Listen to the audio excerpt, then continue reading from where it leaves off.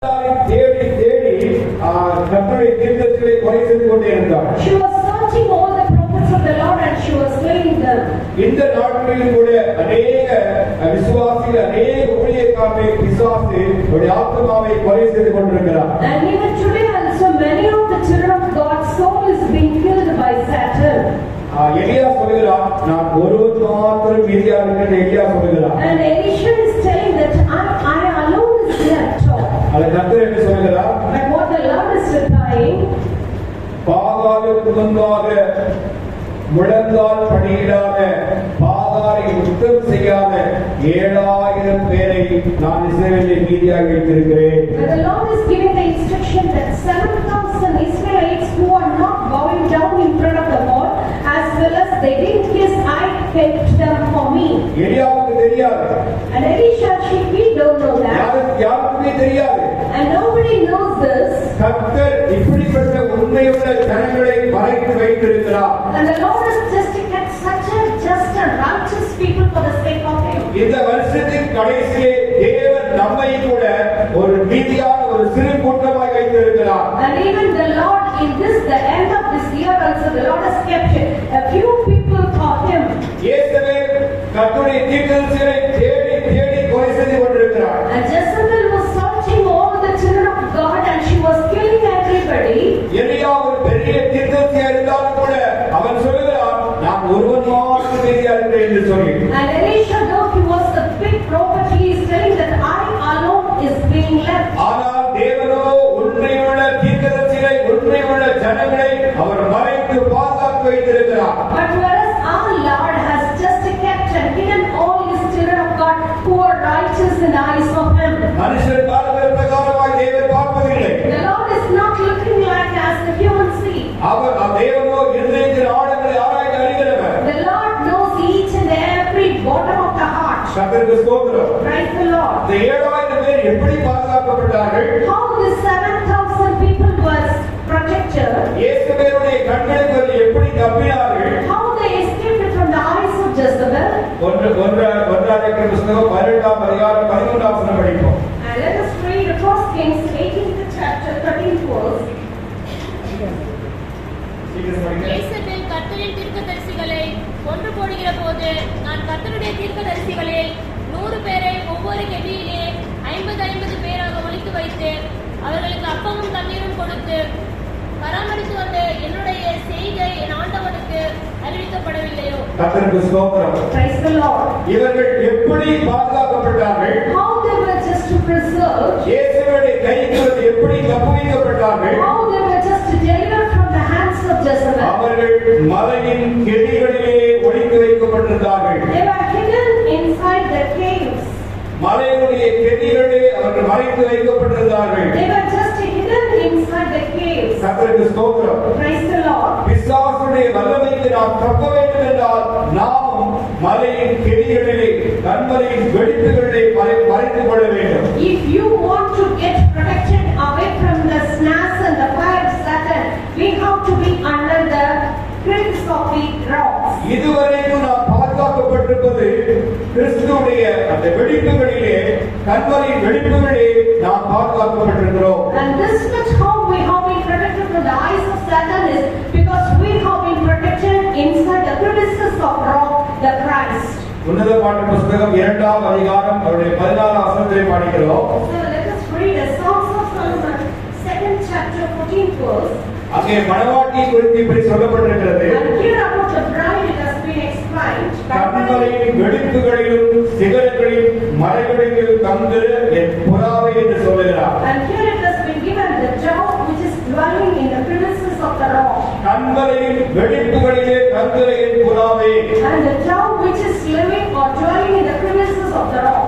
எப்படி இந்த 7000 பேரும் அவர்கள் கண்மலையின் புகைகளிலே தங்கினார்களோ அதே போல கிறிஸ்துவுடைய மணவாட்டி கண்மலையின் வெடிப்புகளிலே தங்குகிற புறாவை போல் இருக்கிறார். And how the prophets were just preserved in the crevices of inside the cave, like that the children of God who are righteous are also preserved in the crevices of the rocks. இதுவரைக்கும் நாம் பாதுகாக்கப்பட்டிருப்பது நாம் கிறிஸ்துவாகிய கண்மலையினுடைய வெடிப்புகளிலே நாம் மறைத்து வைக்கப்பட்டிருக்கிறோம். And this much we have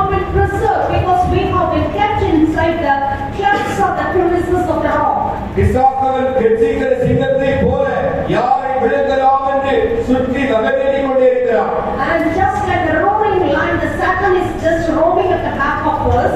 ஆனால் தேவனோ நம்மை அவருடைய கண்மலையாகிய கிறிஸ்துவுடைய காயங்களுக்குள்ளே நம்மை மறைத்து வைத்திருக்கிறார். Whereas our Lord is just preserving in the clefts of the crevices of the Lord, the Christ.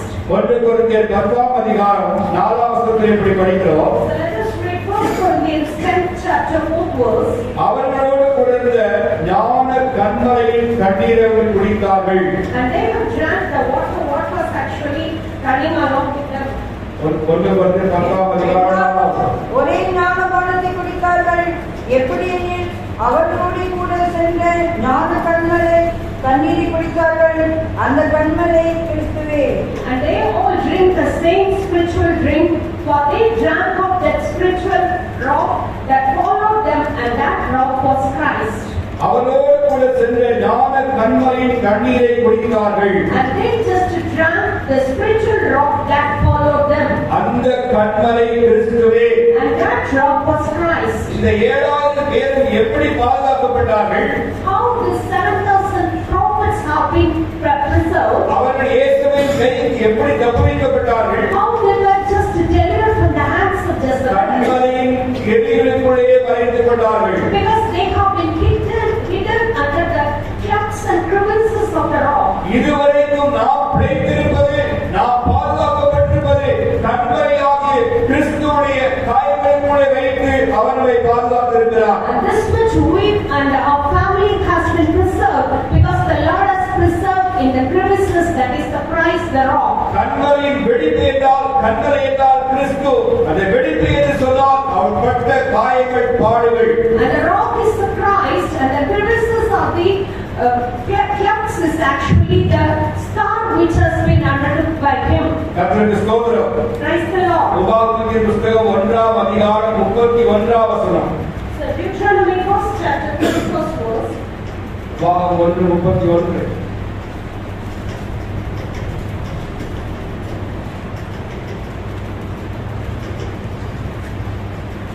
உபாகம் 1:31. ஒரு மனிதன் தன் பிள்ளையை சுமந்து கொண்டு போவது போல நீங்கள் இவ்விடத்திற்கு வருகிற வரைக்கும் நடந்து வந்த வழிகள் எல்லாவற்றிலும் உங்கள் தேவனாகிய கர்த்தர் உங்களை சுமந்து கொண்டு வந்ததை கண்டீர்களே. ஒரு மனிதன் தன் பிள்ளையை சுமந்து கொண்டு போவது போல, As a man doth bear his son.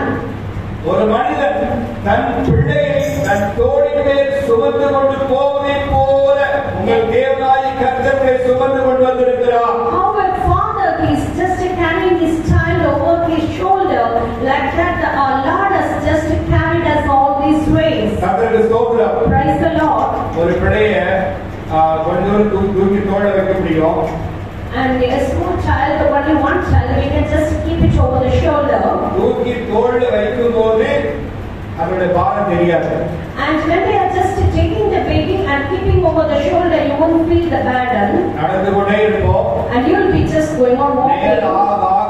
அந்த மிகவும் பாரம் கூடிக்கொண்டே இருக்கும். And slowly, when the time is getting over, you will feel the heaviness of the child. இந்த பக்கம் தூக்கி இந்த பக்கம் வைப்போம். And one side we will just keep, and the other side we will change it. இங்கேயும் பாரம் அதிகமாயிடும்.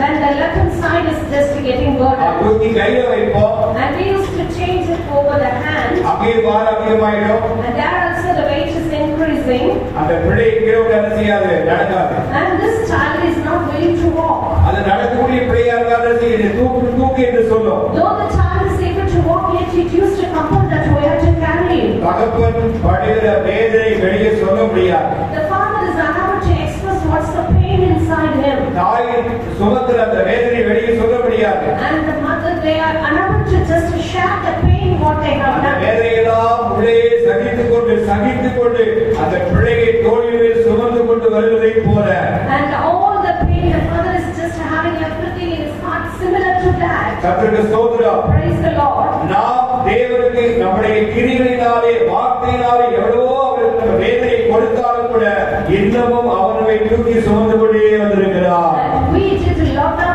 things against him. We talked very bad about him, but yet the Lord was carrying us all these ways. எத்தனையோ முறை நாம் அவரை துக்கப்படுத்தி இருக்கிறோம். And many times we have grieved him. எத்தனையோ முறை நாம் அவரை வேதனைப்படுத்தி இருக்கிறோம். And many times we have just insulted him. அவரை தேட வேண்டிய பிரகாரமா தேடவில்லை. And we didn't seek him according to the ways. அவர் கொடுக்க வேண்டிய கனத்தை மகிமையை கொடுக்கவில்லை. We didn't give the honor and the glory to him. ஆனாலும் அவர் நம்மை தூக்கி சுமந்து வந்திருக்கிறார்.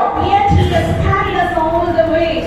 ஏனென்றால் நாம் அவர் பெற்றெடுத்த பிள்ளைகள். Because we have been beaten by the Lord. Kalvari சிலுவை நமக்காக இரத்தத்தை சிந்தி ஜீவனை கொடுத்து மீட்டெடுத்திருக்கிறார். The Lord has just given his own life over the Calvary. பாரம் அதிகமானவர்களை சுமக்க முடியாது என்று சொல்லி எந்த ஒரு தாய் தகப்பனும் அந்த பிள்ளையை தூக்கி கூட எரிந்து விடுவதில்லை. And none of the parents, both the mother and the father, when the baby is heavy, they are not throwing away. ஒரு தகப்பன் தன் பிள்ளையை தோளின் மேல் சுமந்து கொண்டு வந்ததை போல தேவனாகிய கர்த்தர் இம்மட்டுமாய் சுமந்து கொண்டு வந்திருக்கிறார். How the father is just carrying the baby with all sorts of pain, similar to that, the Lord is also carrying all the way. இயேசுவேல் எல்லாரும் கொலை செய்த போதும் இந்த 7000 பேர் பாதுகாக்கப்பட்டார்கள். எப்படி என்றால் அவர்கள் கிறிஸ்துவுடைய தேவனுடைய தோளின் மேல் இருந்தார்கள். Jezebel was just killing all the people, but whereas the 7,000 people were protected because they all have been protected inside the cave or the clefts of the rocks, the crags. இம்மட்டுமாய் நாம் பிழைத்திருக்கிறோம், தேவசபையில் உட்கார்ந்திருக்கிறோம். ஏனென்றால் நாம் எல்லாம் தேவனுடைய தோளின் மேல் இருக்கிறோம். ஹல்லேலூயா. We have been just protected and we are joining in the presence of Lord. How? Because the Lord has carried us all the way. கர்த்தருக்கு ஸ்தோத்திரம். Praise the Lord. நீங்கள் இவ்விடத்திற்கு வருகிற வரைக்கும் நடந்து வந்த வழிகள் எல்லாவற்றிலும் Till the way where you are just sitting in all the ways the Lord was with us. இந்த டிசம்பர் 31ஆம் தேதி வரைக்கும் இதுவரைக்கும் And this 31st last month of this December. எவ்வளவு காட்சிகள் குறைகள் வந்திருக்கிறது. So how many longings and how many shortcomings were there? எத்தனையோ நேரங்களில் நாம் முடிந்து போவோம் அழிந்து வந்த சூழ்நிலை வந்திருக்கிறது. And many situations were there that I will die and I can't be living anymore. கர்த்தருக்கு ஸ்தோத்திரம். Praise the Lord. எல்லா சூழ்நிலையிலும் எல்லா சந்தர்ப்பத்திலும் அவர் நம்மை தூக்கி சுமந்திருக்கிறார். At all situations the Lord has lifted and he has carried us all the way. போராட்டங்கள் வந்தபோது நிந்தைகள் வந்தபோது தேவனையே நாம் தூஷித்து பேசும் சந்தர்ப்பங்கள் இருக்கிறது. So many times at the midst of all the afflictions, reproaches of the trials, we were just willing that we have to leave the Lord. ஏனுக்கு இந்த வேதனை ஏனுக்கு இந்த பாவை என்று சொல்லி கூட நாம் முறுமுறுத்திருக்கிறோம். And many times we are murmuring against the Lord. Why Lord? Why it has happened to me like this? ஊழியக்காரருக்கு விரோதமாக நாம் முறுமுறுத்திருக்கிறோம். And many times we murmured against the servants of God. ஆனால் தேவன் நம்மை தூக்கி எறிந்து விடவில்லை. But yet the Lord didn't cast away. தேவன் நம்மை இதுவரை நம்மை சுமந்து கொண்டு வந்திருக்கிறார். The Lord has carried us all this way. தகப்பன் தன் பிள்ளையை தோளின் மேல் சுமந்து கொண்டு வருவதைப் போல தேவனாகிய கர்த்தர் நம்மை சுமந்து கொண்டு வந்திருக்கிறார். How the Father is just carrying the baby over his shoulder, similar to that the Lord has carried us all these ways. ஏனென்றால் நாம் அவருடைய பிள்ளைகள், அவர் நமக்காக ஜீவனை கொடுத்திருக்கிறார். Because we are his children and he is our Father, and for the sake of us he has given his own life. கர்த்தருக்கு ஸ்தோத்திரம். Praise the Lord. பாகமத்தின் புத்தகம் 32ஆம் அதிகாரம். பாகமத்தின் புத்தகம் 32ஆம் அதிகாரம். Deuteronomy 32nd chapter அப்படியே 12ஆம் வசனம். and 12th verse. கர்த்தர் ஒருவரே அவனை வழிநடத்தினார், அந்நிய தேவன் அவரோடு இருந்ததில்லை. So the Lord alone did lead him, and there was no strange God in him. கர்த்தர் ஒருவரே அவனை வழிநடத்தினார். The Lord alone did lead him, அந்நிய தேவன் அவனோடு இருந்ததில்லை. and none of the strange God was with him. கர்த்தருக்கு ஸ்தோத்திரம். Praise the Lord. தேவன் நம்மை இதுவரை விட்டு விலகவில்லை. Until now the Lord did leave us. அவருக்கு கொடுத்த வாக்குத்தத்தங்கள் அவர் உண்மை உள்ளவராய் இருந்தார். And what are all the promises he has given? He was faithful in everything. பல நேரங்களில் நாம் தேவனுக்கு உண்மை இல்லாமல் போயிருக்கிறோம். In many situations we were not faithful. நாம் ஜெபனால எத்தனை நாட்கள் இருக்கிறது. And many times we didn't pray. வேத வாசிக்கால் எத்தனை நாட்கள் And இருக்கிறது. many days we didn't read the Bible. தேவ சமூகத்துக்கு ஆலயத்துக்கு வராத நாட்கள் இருக்கிறது. And many days we didn't even come to the presence of God. நீங்க சமூகத்துக்கு வரல, நான் உங்களை பாதுகாக்க மாட்டேன் என்று சொல்லி ஆண்டவர் நம்மை ஏதாவது தீமைக்கு பொல்லாப்பு ஒப்பு கொடுத்தாரா? And as you didn't come to the presence of me to the church, I cannot for the evil. இன்னைக்கு ஒரு சாப்பாடு இல்லை என்னைக்காலும் தேவனை பட்டிய பண்ணாரா? You didn't seek me and you didn't pray. Have the Lord just left us as a humble person? நீங்க அதாவது தோமனாவினால ஆலயத்துக்கு வராம இருக்காருன்னு எல்லாம் நல்லா நடக்கும் அப்படி இல்லை. அதெல்லாம் என்ன செய்யும்? உங்களுக்கு வர வேண்டிய ஆசீர்வாதத்தை செய்யும், மைனஸ் பண்ணிக்கிட்டே இருக்கும். And you may be thinking that though I'm just not coming to the church and I'm not praying, I'm not reading the Bible, but everything is coming automatically. It doesn't mean in that way. But all your blessings are getting stopped by those. கர்த்தருக்கு ஸ்தோத்திரம். Praise the Lord. ஏனென்றால் நாம் இதுவரைக்கும் பிழைத்திருப்பதன் காரணம் கேட்டா அவர் நம்மோடு கூட இருக்கிறார். The reason why we are just being preserved is the Lord is always with us.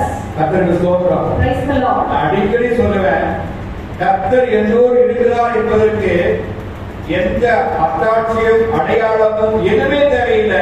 நான் இன்னைக்கு உயிரோடு இருக்கிறேன், அதான் சாட்சி. And there is no need that I just need any testimony or the evidence that my Lord is with me, being alive. That itself is a great கர்த்தர் evidence. என்னோடு இல்லை என்றால் என் வாழ்க்கையில் வந்த போராட்டங்களும் சோதனைகளுக்கும் நான் எப்பவே அழிந்து போயிருப்பேன்.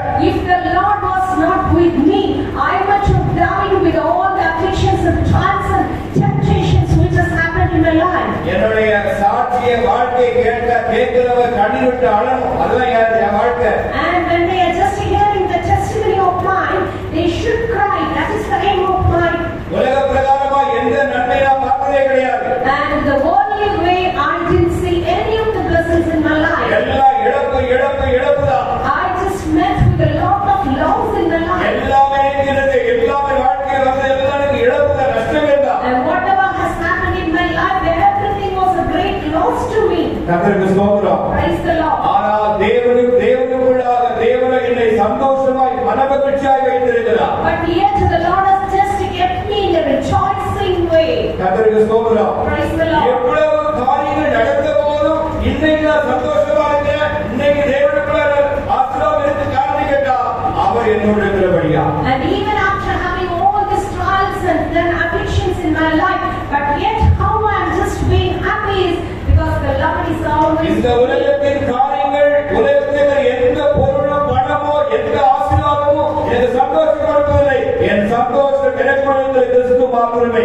And all the pleasures of this world, that the money or the richness, nothing has given the happiness to me.